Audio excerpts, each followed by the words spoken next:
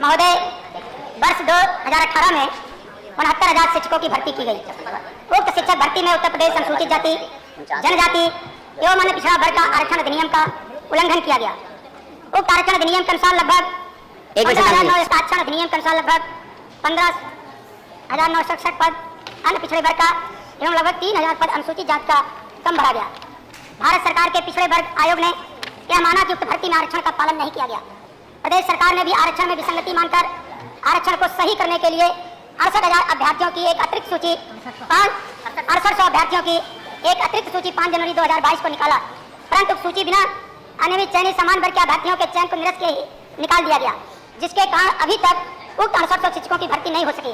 उक्त आरक्षण घोटाले के कारण पिछड़े वर्ग और अनुसूचित जाति के अभ्यर्थियों में आक्रोश व्याप्त है। इस लोक महत्व के तत्कालिक एवं अमली प्रश्न पर सदन में चर्चा की मांग करता हूँ।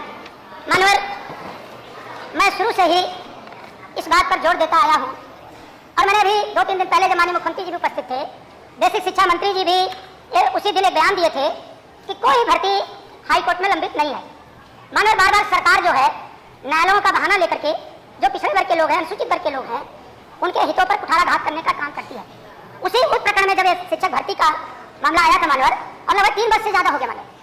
और जब इसकी अनियमितता को लेकर के लोग भारत सरकार का, जो आदरणीय मोदी जी की सरकार ने पिछड़ा वर्ग आयोग को संवैधानिक दर्जा दिया था, मानवर ने उस आयोग ने अपनी रिपोर्ट प्रस्तुत किया कि हाँ, उत्तर प्रदेश में जो ये शिक्षक भर्ती हुई है, उस भर्ती में पिछड़े और अनुसूचित वर्ग के छात्रों के साथ अन्याय हुआ है। मानवर, इस बात को उत्तर प्रदेश के मुख्यमंत्री जी ने भी माना, उत्तर प्रदेश की सरकार ने भी माना कि नहीं, वो भर्ती ठीक नहीं है। और जो हमारा कटार सूची थी मानवर, उस समय की कटार सूची को भी देखने का काम किया, लेकिन मानवर वो छात्र आज तक भटक रहे।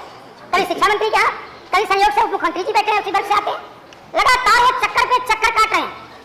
और लगातार न जाने कितने दिक्कतों का सामना कर रहे हैं। लेकिन जब तक मानवर इस भर्ती में जो सामान्य वर्ग के लोगों को शामिल कर लिया गया है, जब तक उनको बिना निकाले हम उनको ही जाके रखा जाए, रखने में हमें कोई आपत्ति नहीं है, लेकिन संख्या बढ़ा दे मानवर। लेकिन मानवर, सरकार लगातार हमेशा टालने का काम कर रही है। तो बेसिक शिक्षा मंत्री जी, आप नौजवान हैं, आज बेरोजगारी का किस तरह से आलम है, किसी तरह से नौजवान परीक्षा पास करता है और पास करके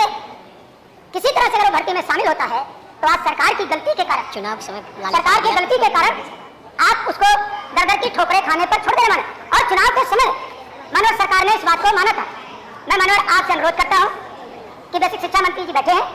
अब ज्यादा आप 3 साल से ज्यादा हो गया, अब आप किसकी रिपोर्ट का इंतजार कर रहे हैं? और जब भारत सरकार के पिछड़ा वर्ग आयोग ने इस बात को मान लिया, उत्तर प्रदेश की सरकार ने इस बात मान लिया, और आपने खुद इसी सदन में बयान दिया और आपने कहा कि न्यायालय में, और उसी दिन मुख्यमंत्री जी ने कहा कि उत्तर प्रदेश में कोई भी भर्ती न्यायालय में विचाराधीन नहीं है। इस तरह से आप विरोधाभास, मैंने तो मुख्यमंत्री जी के सामने कहा था, दिखाया भी था कि 15 जुलाई को आपने खुद बोला है कि कोई भर्ती हाईकोर्ट में, आप तो ज्यादा से ज्यादा भर्तियों को आप हाईकोर्ट में आपका पड़ी हुई है, और आपकी लचर पैरवी के कारण माननीय शिक्षा मंत्री जी, आपकी लचर पैरवी के कारण पिछड़े और दलित वर्ग के छात्र आज दर-दर की ठोकरें खा रहे हैं। कम से कम आप ध्यान में रखते हुए मानवर, मैं आपसे अनुरोध करता हूं मानवर कि इस गंभीर विषय पर आप चर्चा करा दें